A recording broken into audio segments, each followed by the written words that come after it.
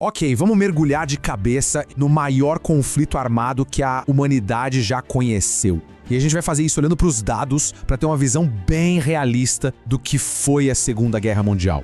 Para começar, vamos direto ao número que choca. Cerca de 60 milhões. Esse é o número estimado de pessoas que morreram. É um custo humano tão gigantesco que é difícil até de imaginar, né? E é por aqui, por essa dimensão humana, que a nossa análise começa. Mas espera aí, como é que o mundo chegou a esse ponto? Para entender a origem da Segunda Guerra, a gente precisa, na verdade, voltar um pouquinho no tempo, lá para o final da Primeira. Então, a Primeira Guerra acaba e a Alemanha sai como a grande derrotada. E não só isso, ela foi considerada a única culpada. O resultado? O Tratado de Versalhes, que impôs sanções pesadíssimas e uma dívida absurda. Para muitos alemães, isso foi uma verdadeira humilhação nacional. E o impacto econômico disso foi catastrófico. Dá uma olhada nesse número.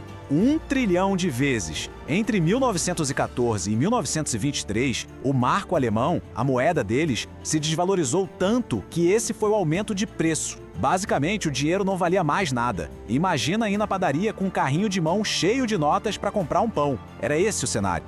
E como se a situação na Alemanha já não fosse ruim o suficiente, em 1929 vem a quebra da Bolsa de Wall Street.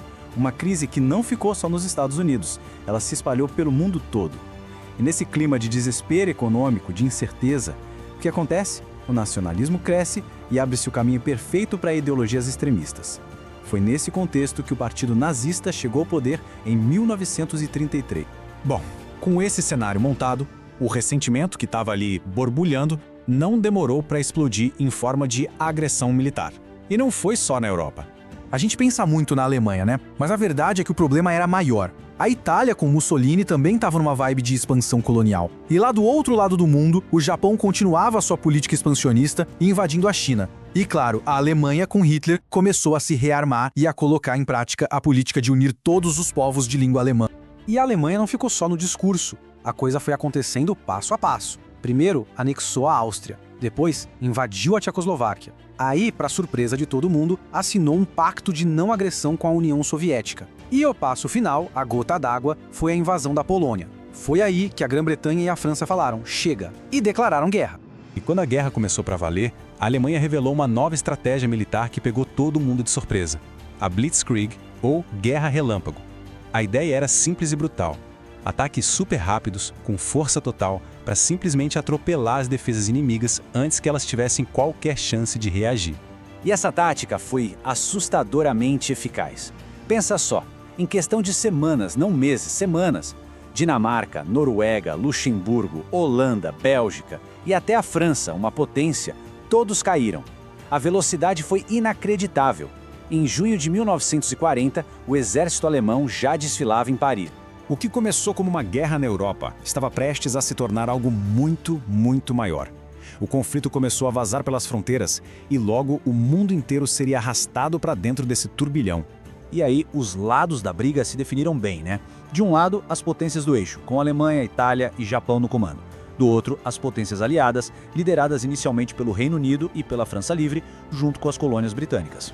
O ano de 1941 foi um divisor de águas. Foi o ano em que a guerra se tornou verdadeiramente global. Por quê? Dois eventos gigantescos. Em junho, o eixo, quebrando o pacto, lança uma invasão massiva contra a União Soviética. E em dezembro, o Japão ataca de surpresa a base naval americana de Pearl Harbor. E com isso, dois gigantes, a URSS e os Estados Unidos, entram de vez na guerra do lado dos aliados. Com a guerra agora em escala planetária, a brutalidade atingiu níveis inimagináveis. Mas foi justamente nesse momento que a maré começou a virar. O jogo estava mudando. É muito importante a gente falar sobre o que acontecia longe dos campos de batalha. Porque enquanto os exércitos lutavam, verdadeiros horrores estavam acontecendo. O Holocausto, o assassinato sistemático de milhões de judeus, opositores políticos, ciganos, homossexuais. Lá no Pacífico, o Japão submeteu cerca de 10 milhões de civis chineses a trabalho forçado. E em lugares como Leningrado, um cerco de quase 900 dias matou mais de 1 milhão de civis de fome. A escala da crueldade era imensa. Mas a reação veio. Os aliados começaram a contra-atacar com força total em várias frentes ao mesmo tempo. Primeiro desembarcaram no norte da África, depois na Sicília, o que levou a Itália a pedir para sair da guerra. No leste, o exército soviético iniciou um avanço gigantesco, empurrando os alemães de volta, e o golpe decisivo na Europa Ocidental veio em 6 de junho de 1944, o dia D, o desembarque na Normandia. O cerco à Alemanha estava se fechando. E assim a gente chega ao fim da guerra. O último ano foi de uma devastação absurda, mas também foi o ano que definiu o mundo em que viveríamos pelas próximas décadas. Uma nova ordem mundial estava nascendo das cinzas. Os eventos se precipitaram.